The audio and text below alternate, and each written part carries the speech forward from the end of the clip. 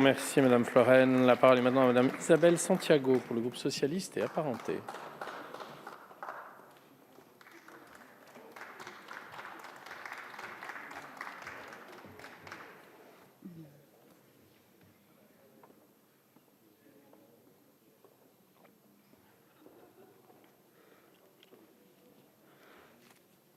Merci Monsieur le Président, Madame la rapporteure, Monsieur le garde des Sceaux, Monsieur le secrétaire d'État, chers collègues. Pour la troisième fois, nous sommes appelés à nous prononcer en séance à l'Assemblée nationale sur une proposition de loi visant à protéger les mineurs des crimes et délits sexuels sur l'inceste, et ce, en 3 mois. Ce calendrier particulièrement rapide et dense nous oblige. Sur un tel sujet relatif à la protection des mineurs, il est important que le Parlement s'exprime d'une voix forte. Le consensus des assemblées doit venir s'ajouter à l'unanimité des députés pour envoyer un message clair, audible, en direction de nos concitoyens. Je vous avoue, j'ai beaucoup appris durant cette période.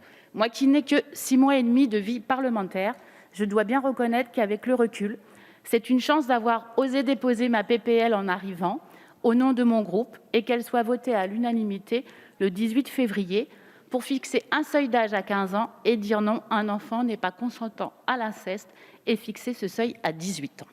Ce travail parlementaire se poursuivant avec la PPL Billon venant du Sénat, véhicule législatif choisi par le gouvernement que nous avons pu, en première lecture, le 15 mars dernier, enrichir de nos travaux collectifs, dont ceux de Madame Louis, en sa qualité de rapporteure, et des apports du gouvernement pour arriver au texte présenté aujourd'hui, après les navettes parlementaires.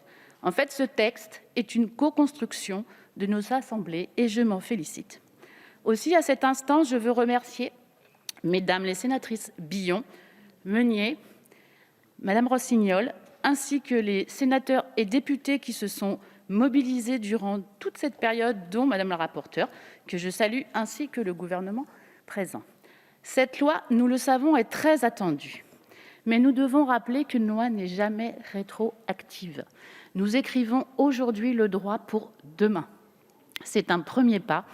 Il restera beaucoup à faire pour mieux protéger les enfants, dont la prévention pour des repérages précoces et la formation des professionnels, ainsi qu'une communication pensée pour le grand public. Est-il nécessaire de rappeler les chiffres pour bien mesurer de quoi nous parlons ? 10% des Français auraient subi l'inceste. Un enfant est violé toutes les heures en France. Un Français sur 5 aurait subi un acte de pédocriminalité. 65% des auteurs de viols sur mineurs ont moins de 24 ans. Une femme sur 6 n'a pas consenti à sa première relation sexuelle. Parmi elles, un tiers avait moins de 15 ans. Le texte sur lequel nous travaillons est indéniablement porteur de progrès. Mais le dispositif législatif qui découle de cette réforme proposée en deuxième lecture reste, ne le cachons pas, difficile, compte tenu de sa complexité et de sa superposition de différents régimes juridiques selon les situations. Ce qui nécessitera, Monsieur le garde des Sceaux, dans son application, des formations pour les professionnels pour accompagner ce nouveau texte dans les juridictions, les enquêteurs, les magistrats. Mais j'insiste sur un point qui fait débat. Monsieur le garde des Sceaux, vous en avez parlé, c'est l'écart d'âge de 5 ans. Il doit être supprimé ou modifié. La protection des mineurs de 13 et 14 ans, ce sont des jeunes fragiles, ce qui est contraire à l'esprit de nos travaux pour une meilleure protection des mineurs. J'ai regardé, et je l'ai dit en commission des lois, le cadre européen. L'Autriche, un seuil d'âge à 14 ans, écart d'âge de 3 ans.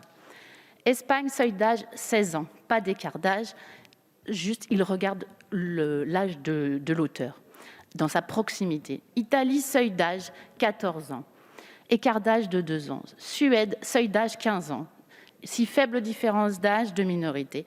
Seuil d'âge 16 ans pour la Suisse, 3 ans maximum. Belgique, 14 ans, pas d'écart d'âge. Allemagne, 14 ans, pas d'écart d'âge.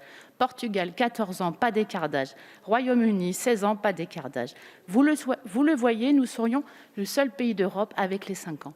C'est pour ça que j'entends les arguments et j'entends aussi, monsieur le garde des Sceaux, vous avez raison, vous avez dit on le souhaite tous conforme. C'est comme ça qu'il est porté ce texte. Mais c'est important aussi d'avoir le débat et d'avoir la possibilité, et c'est pour ça qu'on vous a déposé un amendement de 3 ans, alors que j'étais sur le seuil d'âge pour 5, qu'il n'y en avait pas de différence. Par contre, la difficulté, elle reste quand même de rester sur le droit européen.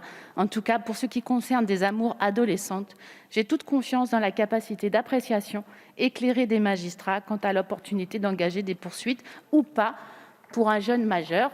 On leur fait confiance. Donc je propose cet amendement, j'espère qu'il sera soutenu. Et dans l'absolu, sachez, monsieur le garde des Sceaux, que le groupe socialiste votera pour ce texte, puisque de toute façon, nous sommes dans un cadre où nous travaillons dans l'intérêt général et il y a des avancées sur ce texte. Mais je compte sur vous pour cet amendement de 3 ans. Merci.